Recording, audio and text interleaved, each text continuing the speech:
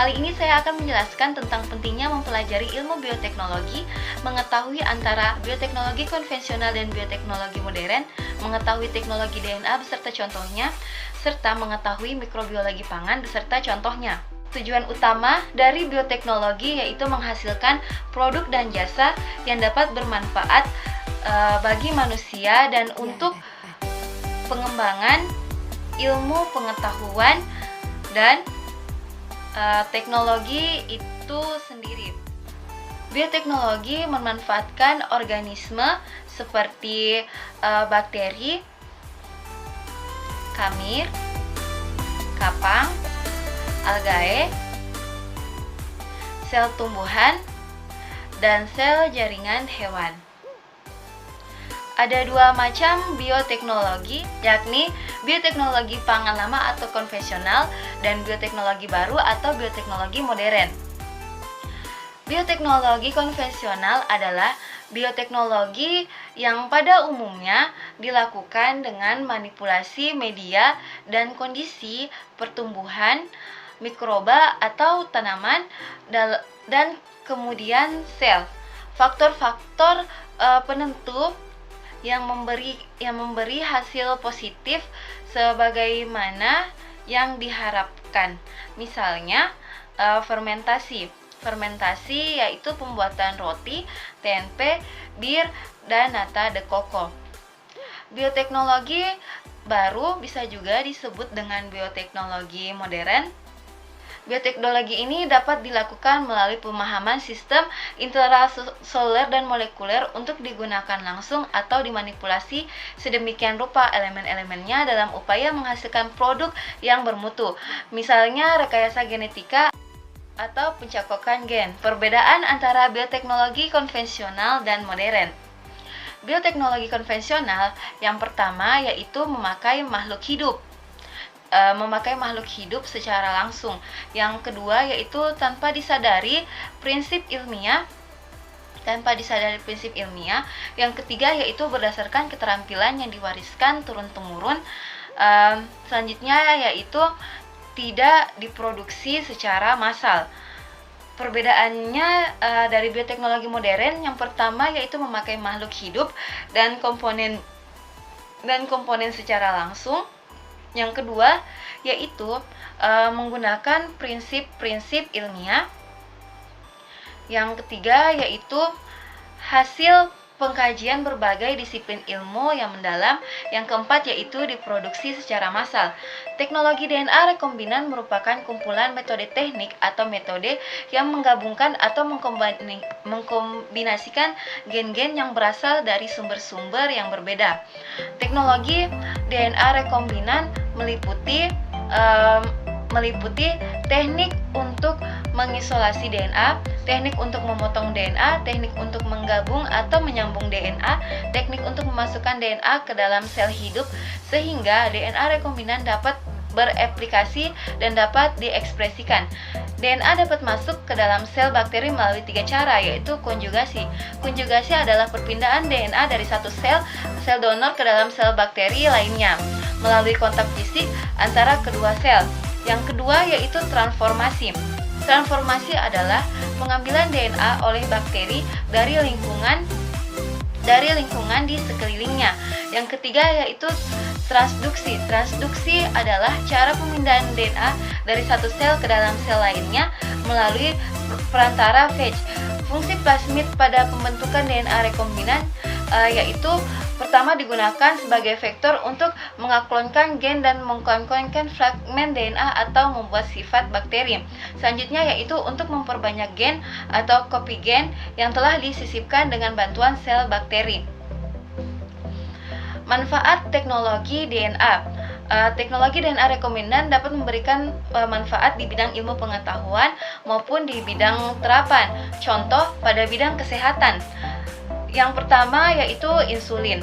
Insulin manusia telah diproduksi secara massal menggunakan bakteri E. coli dan telah dipergandakan untuk mengobati penyakit diabetes.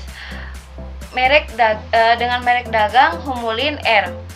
Selanjutnya yaitu vaksin hepatitis B.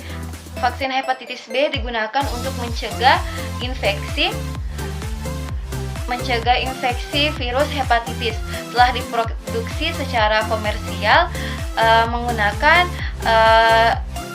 service dalam skala industri. Yang ketiga yaitu hormon tumbuh manusia atau GH diproduksi menggunakan E. coli dan digunakan untuk mengobati kelainan pertumbuhan, misalnya cebol. Yang keempat yaitu terapi gen untuk penyakit dilakukan dengan menggantikan gen yang mengalami kerusakan dengan gen yang normal, digunakan untuk mengobati penyakit-penyakit keturunan dan penyakit lain yang disebabkan oleh kerusakan gen, misalnya kanker. Dalam bidang pertanian, bakteri yang digunakan yang pertama yaitu bakteri AIS atau AIS-. Bakteri yang telah direkayasa sehingga tidak membeku pada suhu rendah. Cara penggunaannya yaitu dengan cara disemprotkan pada tanaman agar tanaman tidak membeku di musim dingin. Ini telah diperdagangkan dengan merek Frostban R. Yang kedua yaitu mikroba pendegradasi limbah. Yang ketiga yaitu tanaman tahan hama, misalnya kapas BT dan tomat BT. Yang keempat yaitu tanaman tahan herbisida. Selanjutnya yaitu bahan pangan, mikrobiologi pangan. Bahan pangan merupakan medium yang rentan ditumbuhi oleh mikroba karena mengandung nutrisi yang dibutuhkan bagi pertumbuhan mikroba. Pertumbuhan mikroba pada bahan pangan digolongkan menjadi dua. Yang pertama yaitu pertumbuhan mikroba pada bahan pangan yang diinginkan, contohnya yaitu fermentasi. Yang kedua yaitu pertumbuhan mikroba yang tidak diinginkan, contohnya kerusakan bahan pangan atau pembusukan dan penyakit yang ditimbulkan oleh mikroba patogen. Klasifikasi mikroorganisme pangan yang pertama yaitu bakteri. Bakteri termaksud organisme prokariotik, sedangkan kapang dan kamir termaksud eukariotik. Urutan klasifikasi setelah kingdom seperti divisi, kelas, ordo, family, genera atau genus, dan spesies. Spesies merupakan dasar dari kelompok taksonomi dan beberapa spesies mempunyai karakteristik yang mirip dengan genus. Suatu spesies di antara bakteri dipandang sebagai kelompok strain yang mempunyai ciri umum yang sama. Suatu strain berasal dari koloni atau tunggal atau sel tunggal. Tipe strain digunakan sebagai karakteristik acuan untuk mengidentifikasi isolat yang belum diketahui. Mikroorganisme penting dalam pangan. Yang pertama yaitu mikroorganisme yang berperan dalam bidang pangan, industri, dan kedokteran, diantaranya bakteri, jamur, dan virus. Mikroba yang bisa digunakan dalam mikrobiologi terapan ini adalah mikroba apatogen atau bersifat tidak merusak atau tidak menyebabkan penyakit. Oleh karena itu, mikroba mampu memberikan keuntungan dalam mikrobiologi terapan, terutama di bidang pangan, industri, dan kedokteran. Namun, ada juga beberapa mikroba yang mendatangkan kerugian. Nah, selanjutnya yaitu kontaminasi mikroorganisme pada pangan. Yang pertama yaitu jaringan bagian dalam tanaman atau buah dan sayuran, dan hewan sehat pada dasarnya steril atau bebas mikroba. Namun setelah diolah, pangan mengandung berbagai jenis kapang, kamir, bakteri, dan virus kecuali yang diolah secara steril. Selanjutnya itu mikroorganisme masuk ke dalam pangan dari sumber internal dan eksternal yang berkontak dengan pangan pada waktu proses produksi hingga pangan tersebut dikonsumsi. Selanjutnya yaitu sumber kontaminasi. Sumber kontaminasi itu terdiri dari udara, tanah limbah, air, manusia dan peralatan, bahan tambahan pangan, dan sumber lainnya. Demikian yang dapat saya sampaikan. Wabillahi taufiq wal hidayah. Wassalamualaikum warahmatullahi wabarakatuh.